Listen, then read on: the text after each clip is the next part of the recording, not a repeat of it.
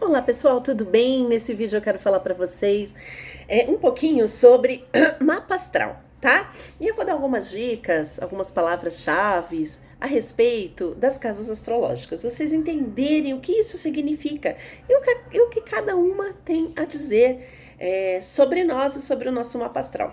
Para isso, se você quiser, abra seu mapa astral. Se você nunca fez seu mapa astral, vou deixar um link aqui embaixo nas descrições, né? De um site onde você pode fazer o seu mapa astral. Se você sabe sua data de nascimento, horário e local. Mas vamos lá, gente. Antes da gente começar, deixa eu me apresentar. Eu sou Ellen Reis Mourão, psicoterapeuta junguiana, astróloga e oraculista. Eu trabalho com tarô, baralho cigano e runas, tá?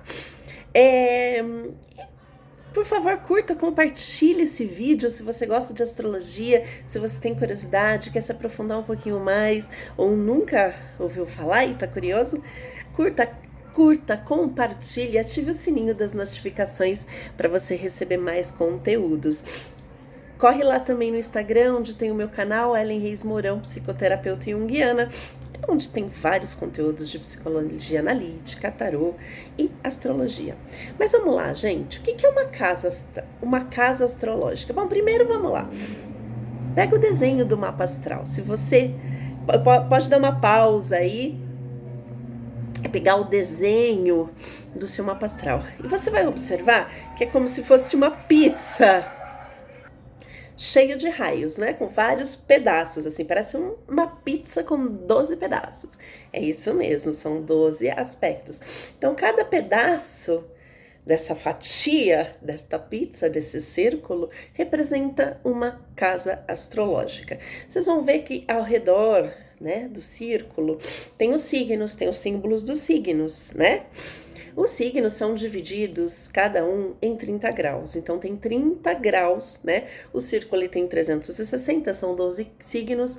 Ao todo, dá 30 graus para cada signo. Mas cada casa astrológica pode ser uma maior que a outra. Vai depender da localização, tá? De onde você nasceu. O tamanho das casas. Alguns mapas têm as casas basicamente do mesmo tamanho. Outros, uma casa é maior que a outra, ou é muito maior, ou é mais ou menos com muita diferença de tamanho, tá? Mas o que elas representam, essas casas? Vocês vão observar aí, se vocês estão de posse do mapa astral de vocês, que tem os signos, tem os planetas colocados e tem as casas que estão numeradas de 1 a 12, tá? Essas casas representam setores da nossa vida, tá? Cada uma é uma área, é como se fosse o palco, né? Então imagine que assim, eu tenho a casa, eu tenho a família, eu tenho os amigos, eu tenho meu trabalho, eu tenho meus relacionamentos, eu tenho meus filhos, eu tenho a minha saúde, etc, etc. Cada uma dessas casas vai ter um signo, tá? Que é a pontinha, quando você vê aquele raio saindo, né? É onde inicia a casa e ela vai estar dentro de um signo, tá? Quando a gente analisa essa casa astral, esse aspecto, então vamos lá. A gente analisa um setor da sua vida, vamos analisar o trabalho, né? Você vai ter um signo iniciando essa casa, tá? Esse signo dá tonalidade, tá? Dá ali o colorido, então tá. Então, no trabalho eu posso ser um aquariano, ou na parte do dinheiro eu posso ser um aquariano, mais livre e tudo mais, né? No relacionamento eu posso ser mais aquariano, mas eu tenho em outros lugares outros signos, tá? Esse signo dá o colorido, a tonalidade, tá? E algumas casas vão ter planetas também. Ah, Ellen, mas eu não tenho planetas em todas as casas. Isso é super comum, até porque a gente tem 12 casas, 10 planetas, tá? Então, às vezes a gente vai ter casas vazias, mas elas são menos importantes? Não, elas também atuam, tá? No entanto, as casas que têm planetas, elas são mais ativadas, né? Elas têm um pouco mais de importância pra gente, né? Então, se eu tenho 4 planetas na casa 10, caramba, são 4 planetas. Então, assim, a casa 10 vai ser super importante. E como a gente analisa uma casa? Então, uma casa sem planetas. Vamos lá, a gente vai pegar o signo que abre essa casa, que é a tonalidade desse signo. Então, vamos lá. Casa 1 eu tenho Gêmeos. Então, você pega lá os Gêmeos. né? Gêmeos é a tonalidade da casa 1. E aí você também dá uma olhada onde está o regente do signo, tá? Então, Gêmeos é regido por Mercúrio. Eu vou ver onde é que tá Mercúrio, tá? Para eu conseguir analisar esse setor. Onde que ele tá, como que ele tá, quais são os aspectos que esse Mercúrio está sofrendo com outros planetas, tá? Para fazer uma análise bem profunda disso, tá? Então, você pode até brincar aí, eu vou dar a pincelada aqui do que significa cada casa, e você pode fazer uma brincadeira aí com o seu mapa. Olhar os signos que estão em cada casa e observar como, e fazer uma brincadeira de como que funciona, tá? Ah, eu tenho Áries na casa 2, como é que eu funciono com o meu dinheiro? Como que é ser ariano com o dinheiro, com os recursos, etc e tal, tá? Bom, mas vamos lá, vamos falar um pouquinho sobre isso.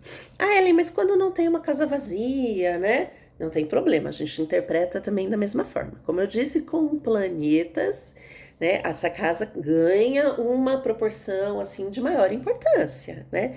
Onde você tem o Sol, então se você tem o Sol na casa 8, a casa 8 vai ter uma importância vital para você. Eu tenho o Sol numa casa 5, a casa 5 é de uma importância muito vital para você. Não quer dizer que as outras também não estejam acontecendo, ok? Mas vamos lá, então. Vamos começar, vou dar algumas pinceladas aqui sobre as casas. Começando do início, a casa 1, que a gente chama, muitas vezes no mapa astral, a gente vai ver lá o símbolo escrito ASC, que significa ascendente. Então, a casa 1, ela representa, sim, o nosso ascendente e a gente chama de casa do eu, né? O signo que abre essa casa é o nosso signo ascendente, tá? O signo que estava ascendendo no céu no momento do nosso nascimento. Tá?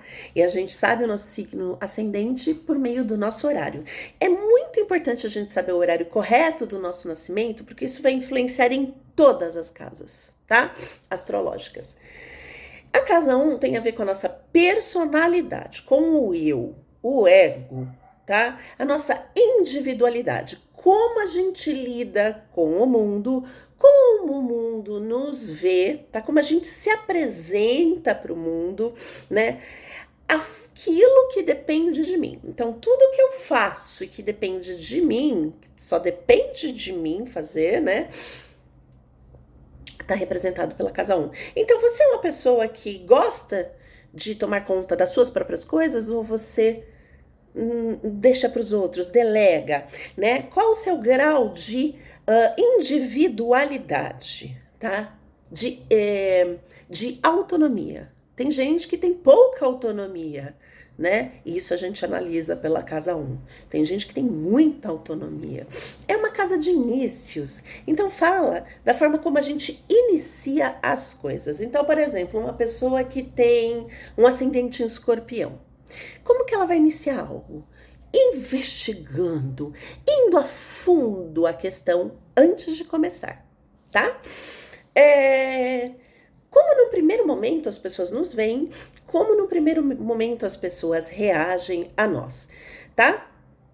E, claro, o nosso comportamento, ok? A casa 2. Bom, a casa 2, a gente fala que é a casa dos nossos valores, tá? Eles podem ser, sim, valores espirituais, aquilo que eu valorizo. Então, o signo e o planeta que cai numa casa 2 tem a ver, sim, com aquilo que você valoriza, tá? Em termos espirituais também, mas em termos materiais. Como que você lida com os seus bens materiais? Como você lida com o seu dinheiro, tá? É uma casa bastante tabu, porque tem a ver com dinheiro. Como você ganha seu dinheiro? Como você gasta com o seu dinheiro? Como você cuida do seu dinheiro? Se você é uma pessoa que esbanja, se você é uma pessoa que não cuida do dinheiro, se você é desleixada, ou se você é uma pessoa sovina, se você não gosta de gastar, se você segura demais, né? Como que é o gasto? E como você lida com seus recursos? Que tipos de recursos? Tudo aquilo voltado para você produzir algo. A casa 2 é uma casa de produção. Então, podem ser recursos humanos, pessoas, né? Podem ser recursos como habilidades manuais, habilidades comunicativas, tá? Talentos para você produzir as suas coisas. Então, a casa do seu dinheiro. Como que você pode produzir o seu dinheiro, ganhar o seu dinheiro e cuidar dele, tá? E como você vai lidar com as suas coisas materiais, incluindo o seu dinheiro, tá? Vamos para a casa 3 agora. A casa 3. A casa 3 é a casa que a gente chama de comunicação.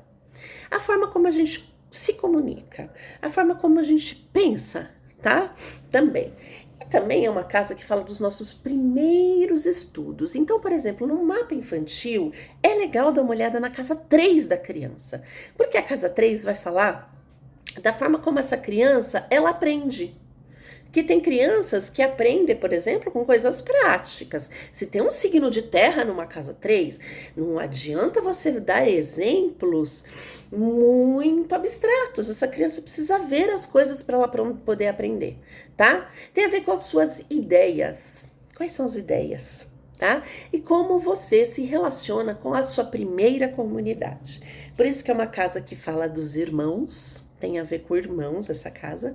Tem a ver com primos, tios, esses parentes mais próximos, coleguinhas de escola, tá? Aqueles primeiros colegas, os amigos de infância, estão na casa 3, não é a casa 11, tá?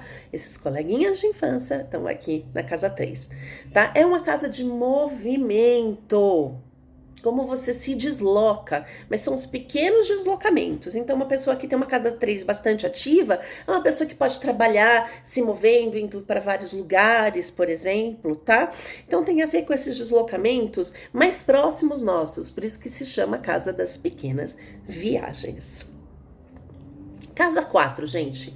A casa 4, ela é conhecida como fundo do céu, tá? Então, a gente tem o ascendente, fundo do céu. Então, vocês vão ver, vocês vão identificar o fundo do céu de vocês no mapa, que tá escrito FC, tá? O que ela é? A nossa base, a nossa raiz, tá? Então, ela tem a ver com a nossa família de origem, os nossos ancestrais, a nossa bagagem emocional, aquilo que a gente carrega da nossa família, tá? A nossa história, as nossas memórias, aquilo que te sustenta, aquilo que te dá base. É uma casa de alma, né? Então, a casa 4 costumo dizer o seguinte, é quem você realmente é, lá no fundo. Sabe assim, lá no fundo eu sou assim, tá? Lá no fundo eu sou assim. Então, a gente tem que trabalhar bem a casa 4 pra gente ter uma boa raiz, pra gente poder crescer, né? Então, se a gente vê uma casa 4 bastante difícil, né? Que viveu uma infância difícil, relações difíceis com familiares. Então, aquela casa não foi bem assentada, ela precisa trabalhar melhor essa casa 4 para ela poder crescer. Também tem a ver com a base de afeto que a gente recebe da família, da infância. Muitos astrólogos associam à mãe, outros associam ao pai. Eu costumo associar com a família, com aquilo que você recebeu de nutrição emocional na sua infância, com a sua família, aquilo que te deu essa base, essa estruturação. Tem a ver também com a casa, como você lida com a sua casa, como você lida com o seu lar. Tem gente que gosta de casa grande, tem gente que gosta de uma casinha mais funcional, mais pequenininha, tá? Tem gente que não gosta muito de ficar em casa, tem gente que adora, tá? E tem a ver também com a sua intimidade, como você é com quem é íntimo seu, tá? Agora, a casa 5. A casa 5 eu falo que é a casa das nossas paixões. Isso tem a ver com paixonites? Tem a ver com com as paixões, com os flertes, com as ficadas, tá, gente? Aqui não é namoro, tá? Não é namoro sério. Namoro vai para outra casa, que eu já falo já. Tem a ver com os nossos hobbies, tudo aquilo que dá paixão, né? Porque um hobby é aquilo que te apaixona, aquilo que você se diverte, aquilo que você tem prazer, né? Tem a ver com diversão, sim. Tem a ver com criatividade, tá? Então, tudo que eu crio pode ser um projeto, né? E como eu deixo a minha marca no mundo, né? Então, eu criei uma obra de arte. Tem gente que cria obras de arte. Cria um texto, cria uma pintura, né? Cria uma dança, uma comida. E tem a ver com filhos, porque filho é a sua cria, é a sua marca no mundo.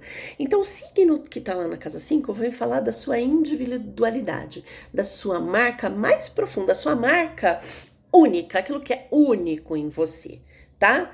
E a forma como você se apaixona pelas coisas, como você lida com seus filhos e as qualidades que esses filhos podem trazer, sim, para o mundo, tá? A casa 6. A casa 6 É uma casa de rotina diária. Aquilo que a gente faz diariamente. Então tem a ver com a nossa rotina de trabalho, afinal de contas, o trabalho, ele está presente a maior parte do nosso tempo. Casa 5 é prazer, casa 6 é aquela rotina. Como que você lida com a rotina? Você é boa? Sua rotina é organizada ou você é desorganizada? Você gosta de rotina? Você tem uma boa rotina? Você não tem? Tem a ver com saúde, né? Então a casa 6 tem a ver com a nossa saúde, se você cuida da saúde, se você é desleixado, se você pode ter uma boa saúde. Alguns planetas e algum signo pode indicar tipos de doença que você pode desenvolver, afinal de contas é a saúde física. Como é a sua dinâmica do seu dia a dia, como você sistematiza a energia do seu dia a dia, sua rotina e tudo mais. Né? E como que se você tem essa capacidade de estabelecer uma rotina e ser bem produtivo ou não, ok? Casa 7, ela é oposta à casa 1. Né?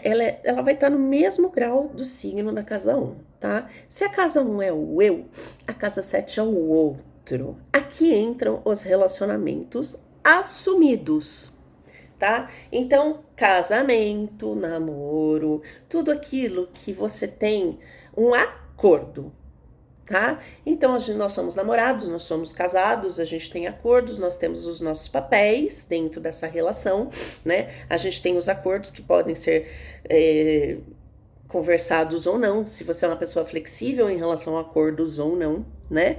Aqui tem a ver com o público, então, por exemplo, aqui também tem a ver com sociedade, tá? Porque isso também é um acordo, os sócios, né? E tem a ver também com clientes fixos. Então, por exemplo, um terapeuta, um cabeleireiro, uma manicure, pessoas que têm aqueles clientes que estão sempre indo, que são fidelizados, tem a ver com a casa 7. A casa 7 fala o que você atrai em outra pessoa, tipo de pessoa que você atrai, o que você desperta no outro.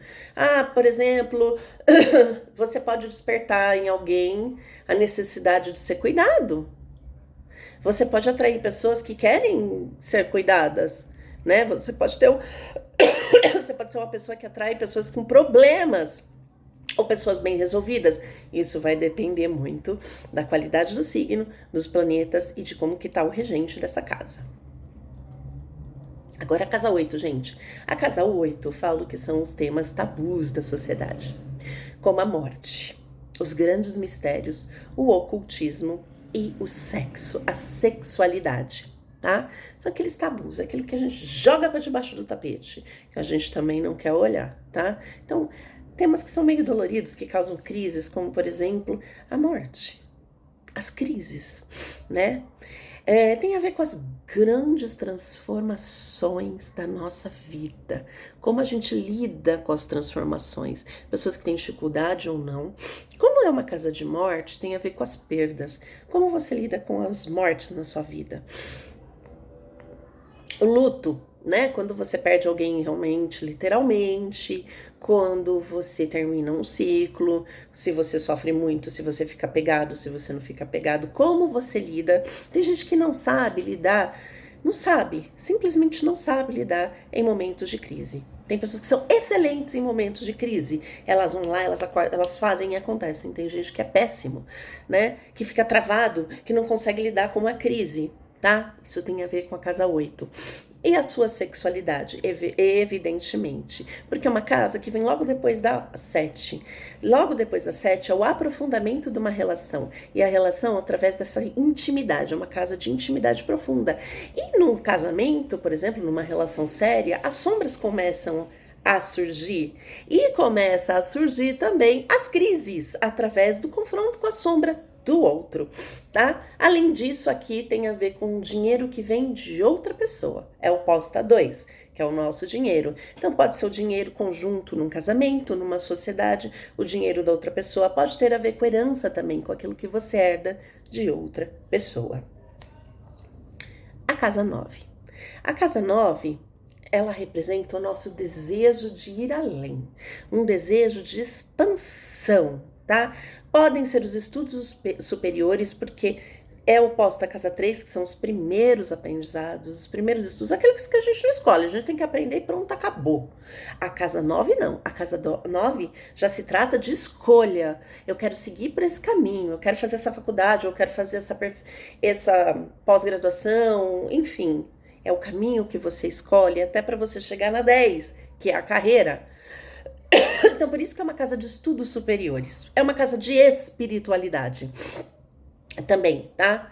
Aquilo que você vai se aprofundar para você subir, para você chegar na 10, tá? Tem a ver com as viagens longas, é oposto com a casa 3. Então, as viagens longas, outros países, outras culturas, aquilo que essa necessidade de expandir seu conhecimento. Pessoas com casa 9 muito movimentadas são pessoas que viajam bastante, que conhecem muitas culturas, outras línguas e tudo mais. E tem a ver com a nossa filosofia de vida. Aqui, na casa 9, você observa a filosofia de vida de um indivíduo. Aquilo que é importante para ele em termos de filosofia, de ética e de moral. O que é ético para essa pessoa? É casa 9. Casa 10, ou meio do céu. Você vai lá ver que tem um MC, representa o meio do céu. É o auge do seu mapa, é o topo da montanha. Está oposta à casa 4, fundo do céu. Ou seja, casa 4 é a sua base, a sua raiz. Vamos imaginar que a casa 10 é o topo, é a copa da árvore, tá? Então é aquilo que aparece. Por isso que é uma casa muito associada à carreira. Por que a carreira? Porque a carreira ela tem a ver não só a carreira, tá, gente? Uma dos aspectos é a carreira, porque ele tem a ver com a realização no mundo, com aquilo que você quer colocar para o mundo, tá? Então a sua reputação. Então, se você é um bom profissional, se você não é um bom profissional, qual é a reputação que você tem, né? Qual é o seu papel social no mundo, tá? O que você mostra para o mundo é para onde a gente está caminhando, é a casa 10, né? Então tem muito a ver com a carreira, porque a carreira desempenha um papel social muito forte, no entanto, não necessariamente pode ser. Tem gente, isso vai depender de um mapa, que o papel social no mundo é se mostrar uma boa esposa, um bom marido, um bom pai, enfim. Isso vai depender de vários fatores no mapa, tá? Mas tem a ver com essa posição social, com a sua reputação. Tá? Casa 11. A casa 11 tem a ver com os grupos. Aqui entram os amigos, né? Então, os grupos de amigos,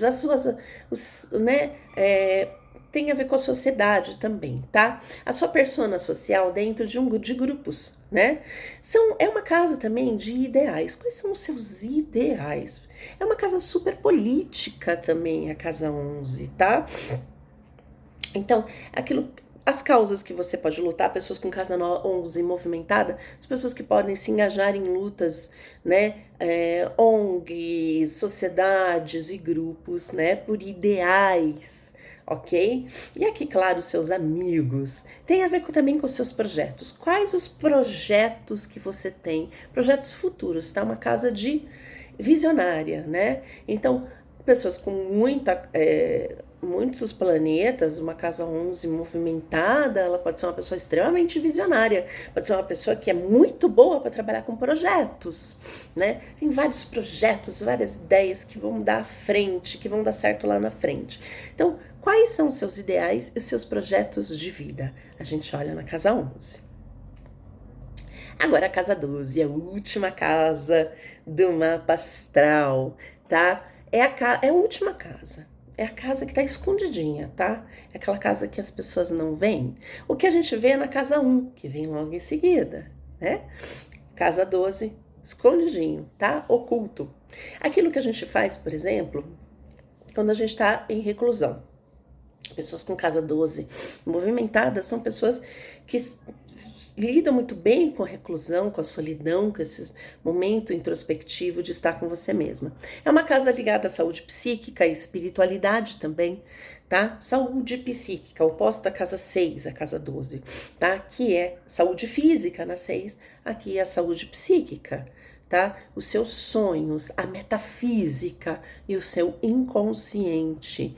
Uma casa 12 movimentada, pessoas que sonham muito, que têm uma atividade inconsciente muito forte, tá? Tem a ver com pessoas que trabalham em situações de reclusão, é, como, por exemplo, médicos plantonistas, né?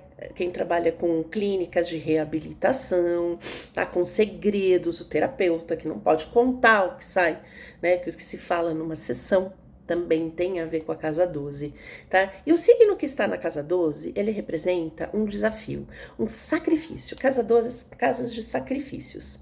O que você precisa sacrificar? O que é um sacrifício para o seu ego? O que é um sacrifício para a sua casa 1? Que é o caso, né, do ascendente. Então, você tem um signo lá, Touro, na casa 1, né? O sacrifício para um ego taurino é o Áries, que é o signo anterior, que vem na casa 12, né? É autonomia, é ação, é fazer logo e ir para cima. Isso pode ser um grande sacrifício para pessoas com touro no ascendente, com uma personalidade taurina, ok?